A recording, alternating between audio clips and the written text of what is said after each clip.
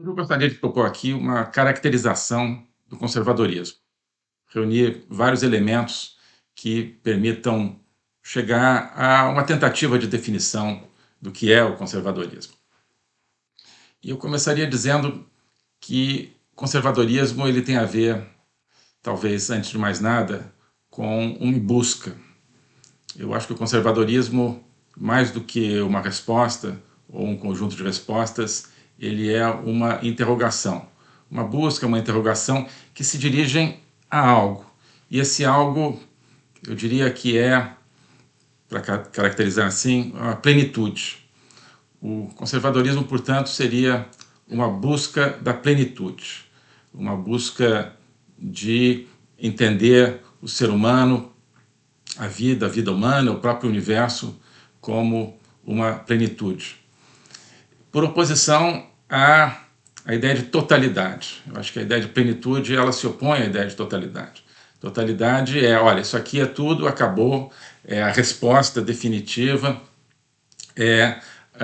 o pensamento fechado, é a caracterização de um universo fechado. O conservadorismo ele enxerga diferente, ele enxerga uma abertura, ele enxerga o próprio ser humano como um ser aberto, um ser que procura, um ser incompleto em si mesmo e que busca a completude, que busca a plenitude. E acho que isso daí decorrem várias diferenças entre a mentalidade, o pensamento, o sentimento conservador e o sentimento totalitário, digamos assim. Bem, o conservadorismo nesse sentido, ele se manifesta e se expressa e vive numa convivência com a dualidade. Na vida humana, nós temos uma permanente experiência da dualidade em praticamente todos os aspectos. E o conservadorismo é aquilo que permite a convivência com essa dualidade e a sua superação. Então, poderíamos falar daquilo que a filosofia indiana chama de Advaita. Advaita é, de certa forma, a negação e a superação da dualidade. Dvaita é a mesma raiz de dois. Então, Advaita, A é o prefixo de negação, que existe em grego também. Portanto, Advaita é essa negação e superação da dualidade. A dualidade fundamental talvez seja aquela que nós podemos chamar de espírito e matéria, ou de essência e substância. Mas acho que espírito e matéria são termos com os quais a gente está mais habituado. E que não se confunde com a dualidade sujeito-objeto, porque dentro do sujeito e dentro do objeto já vigora uma certa dualidade, ou muita dualidade, e isso não nos permite ver sujeito-objeto como uma correspondência dessa dualidade básica, fundamental. Então, espírito e matéria, consideramos assim como dualidade fundamental. As outras correntes de pensamento, elas tendem a ficar no plano dessa oposição, de uma dualidade fundamental, e acabar optando por um dos termos dessa dualidade. O conservadorismo, ele engloba a dualidade e permite não destruí-la, mas absorvê-la e, de certa forma, levá-la a um patamar superior. Então, acho que nós podemos ver, traduzindo um pouco para o campo da política, mas não exclusivamente, uma estrutura de três principais correntes de pensamento, digamos assim, sob essa perspectiva, que eu chamaria o conservadorismo, o liberalismo e o totalitarismo, onde no conservadorismo convivem os termos da dualidade, espírito e matéria, nesse caso, mas outras dualidades também, indivíduo e coletividade, por exemplo. Enquanto que no liberalismo e no totalitarismo existe uma certa opção e concentração por apenas um dos termos da totalidade e um afastamento do outro termo. Então, eu diria que liberalismo e totalitarismo, ambos se concentram apenas no polo da matéria, né? Com a diferença de que o liberalismo, ele depois, numa outra estrutura da dualidade, ele se concentra no polo do indivíduo, enquanto que o totalitarismo se concentra no polo da coletividade. Então, digamos assim, o liberalismo seria um materialismo individualista e o totalitarismo seria um materialismo coletivista. Podemos observar que o totalitarismo ele não é necessariamente materialista. Podemos conceber também um totalitarismo espiritualista. O totalitarismo, na verdade, se caracteriza pela opção exclusiva por um dos termos da dualidade matéria e espírito. Hoje a gente pensa, sobretudo, no totalitarismo materialista, sob a forma do comunismo, por exemplo. Mas já houve um totalitarismo espiritualista, por exemplo, a heresia cátara, na Idade Média. Os cátaros basicamente repudiavam toda a matéria, toda a existência material, e dizendo que era uma existência do mal, basicamente, né? Que toda a matéria é fruto do mal. Tanto que o ritual supremo entre os cátaros era, no fundo, o suicídio, né? A chamada endura, onde a pessoa deixava de se alimentar e se entregava à morte para se libertar da matéria. Então, e não é talvez à toa que alguns veem no catarismo uma espécie de ancestral do comunismo, ou um dos ancestrais do comunismo, porque ambos rejeitam, basicamente, toda a criação, porque a criação é o diálogo e convivência permanente de matéria e espírito. Então, vindo de direções diferentes, catarismo e comunismo, ambos repudiam a criação. Então, para o pensamento conservador, existe um princípio superior à dualidade, que propõe essa dualidade, que a coloca e a resolve de alguma maneira, a soluciona, mas não a destrói, e a repropõe e a ressoluciona e assim por diante. De tal maneira, inclusive, que essa linha de pensamento precisa do tempo. Ela existe a partir de uma estrutura temporal. Ela é uma estrutura que existe na história, inclusive. É curioso também que o marxismo, portanto, uma das vertentes do totalitarismo, assim como o liberalismo, de alguma maneira enxergam o fim da história como o objetivo, digamos, da sucessão de acontecimentos, ou como o destino da humanidade.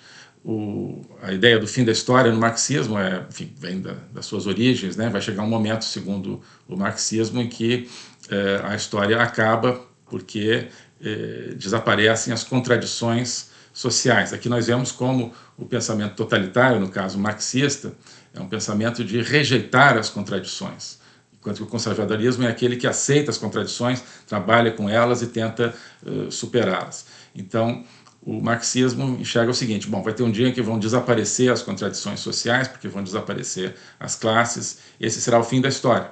Na prática, é o fim do tempo. O tempo cronológico continuará rodando, mas a temporalidade, digamos assim, vai desaparecer.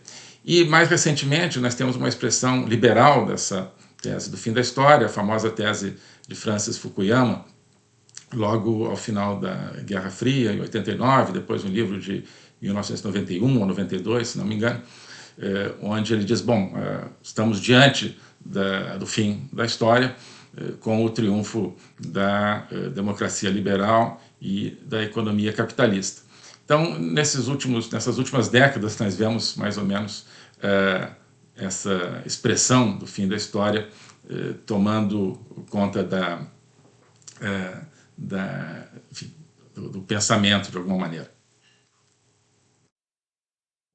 De modo que outra maneira de ver conservadorismo é como o respeito à criação e a celebração, se você quiser, da criação. A criação como algo permanente, algo que existe permanentemente, no tempo, inclusive, onde criador e criatura convivem e, inclusive, são necessários um ao outro. Quando a gente rejeita essa dualidade, no caso, criador e criatura, nós estamos, no fundo, destruindo a criação, porque ambas são necessárias para a criação. A criação não é criou e acabou, pronto. Não, a criação é digamos assim, um acontecimento permanente. Então, quando você fala de fim da história, fim do tempo histórico, no fundo está falando de acabou, olha, essa criação ela tem um fim, ela não se coloca mais como esse acontecimento permanente. Bem, eu acho que a gente pode dizer isso. A criação ela é definida pelo Criador, mas a criatura, melhor dizendo, ela é definida pelo Criador. Mas o Criador, de certa forma, também é definido pela criatura. Existe uma antecedência, digamos, ideal. Claro, a gente tende a ver dessa maneira, né? O Criador vindo antes da criatura. Mas, digamos, no tempo metafísico, há uma simultaneidade, porque o Criador só surge no momento em que ele cria, no momento da criação. Portanto, quando surge também a criatura, nós podemos usar para isso a metáfora do círculo, né? Onde você tem o centro e a circunferência. A circunferência só existe em função de um centro, né? A circunferência são todos os pontos que estão equidistantes do centro. Mas o centro também só existe em função da circunferência, né? Se não houver circunferência, né, o centro pode estar em todo lugar, né? A ideia de que o centro está em um lugar específico requer a existência de uma circunferência. Portanto, podemos aplicar isso a essa tese da criação, onde a criação, ou a criatura, né, correspondendo à circunferência, é necessária para localizar o centro. Do contrário, o centro se dissolve, né? Se nós concebermos um centro como o centro pré-existente à circunferência, não existe centro pré-existente à circunferência, assim como não existe circunferência pré-existente ao centro. O conservadorismo ele é o conjunto das convivências que nunca se totalizam, e que, digamos, se desdobram aí nesse espaço do círculo, entre um centro e uma circunferência, né? Convivências, bom, da matéria com o espírito, talvez seja fundamental, do indivíduo com a coletividade, conforme nós já falamos, mas várias outras convivências, vários outros pares, digamos, de oposições que o conservadorismo permite que convivam, enquanto que o pensamento totalitário, digamos, se rejeita, né? Rejeita de alguma maneira. Podemos falar da convivência entre sentimento e razão, né? No sentido de racionalidade. Porque razão é um termo que às vezes é mal aplicado, né? Quando se diz que o homem é um animal racional, isso não significa que ele seja apenas, né, o animal racional, aqui entendendo racionalidade como a racionalidade matemática, digamos assim, né? O ser humano tem coração, né? E qualquer sistema que desconheça essa característica e desrespeite isso, ele já está agredindo, limitando o ser humano e, digamos, totalizando o ser humano. Então, para o conservador, o ser humano está em busca de uma plenitude que exige o respeito e a vida tanto do sentimento quanto da racionalidade matemática. Lembrando que, na origem dessa expressão, homem, animal racional, Zoon, Logon, Echon, né, o animal Zoon, que tem Echon, Logon, né, Logos. Logos aí é traduzido por razão. Mas Logos significa muito mais, significa também a palavra e significa também a proporção. Então, outra maneira de ver a razão como estrutura fundamental do ser humano, esse animal que possui a razão, que possui o Logos, é como, e aqui para usar talvez novamente uma metáfora matemática, uma proporção entre espírito e matéria. A razão, ela, né, no sentido matemático, ela é a relação entre dois números, né, entre um nominador e um denominador. Então, o ser humano pode ser visto como isso, talvez como uma proporção entre o material e o espiritual, entre o animal e o divino, digamos assim. Nós vemos aqui o conceito de razão, assim como o conceito de lógica também, né, que vem de logos, eles foram capturados por apenas um dos termos de uma dualidade e acabaram se referindo na nossa linguagem corrente a apenas aquilo que eu mencionei como racionalidade matemática, né? Enquanto que, na verdade, eles deveriam se referir a essa proporção, digamos, entre, digamos assim, né, pensamento matemático e sentimento, né? Ou, se você quiser, entre cérebro e coração, entre, né, a racionalidade matemática e a dimensão sentimental. Bem, então, razão e lógica foram, de certa forma, capturados por um dos lados da dualidade entre o pensamento matemático e o sentimento. Isso é um dos problemas, talvez, da nossa concepção moderna de homem, de mundo, né? Onde nós vemos razão não como uma proporção entre dois elementos, uma proporção entre Deus e o homem, digamos assim, né? Mas apenas como uma exclusão, digamos, de toda a dimensão, digamos, sentimental, né? A razão, no fundo, ela é a proporção entre o que nós chamaríamos o irracional e o racional. Bom, outra dualidade, passado e futuro. Acho que nós podemos dizer que o totalitarismo ele só pensa no futuro, né? Nesse futuro do fim da história e nesse futuro como uma infinita extensão do presente. Enquanto que o conservadorismo ele incorpora o passado, ao mesmo tempo, claro, sem desdenhar do futuro. Ele é fundamentalmente um sentimento e um pensamento que se colocam no tempo. O totalitarismo ele rejeita, no fundo, o tempo. Por isso que ele rejeita a história, como nós falamos há pouco, né? Bem, algo fundamental, transcendência e imanência, né? O conservadorismo ele não nega a imanência. Ele simplesmente preserva a transcendência, né?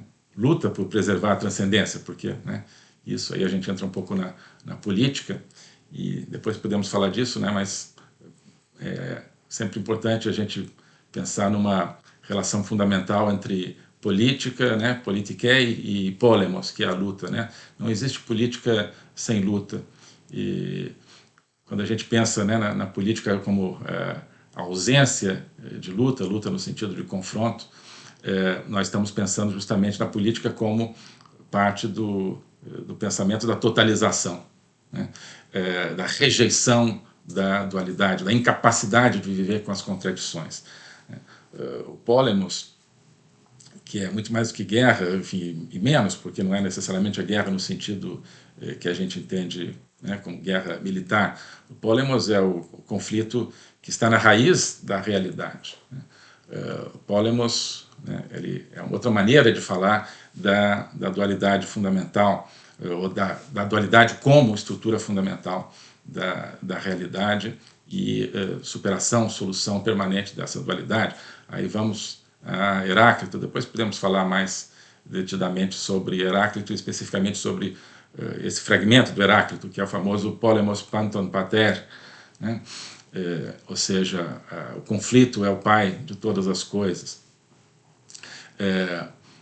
Podemos traduzir um pouco isso, de acordo com o que nós estamos falando aqui, como a existência da dualidade, como um conflito entre contrários, é necessário à própria estrutura do universo e tem dentro de si, esse polemos pode ser visto também como uma busca de uma integração dessa dualidade, mas como uma busca que não a destrói, como uma busca de plenitude, por oposição a uma totalização que no fundo exige a separação, a exclusão de metade da realidade e a deificação, digamos, da outra metade da realidade. Bem,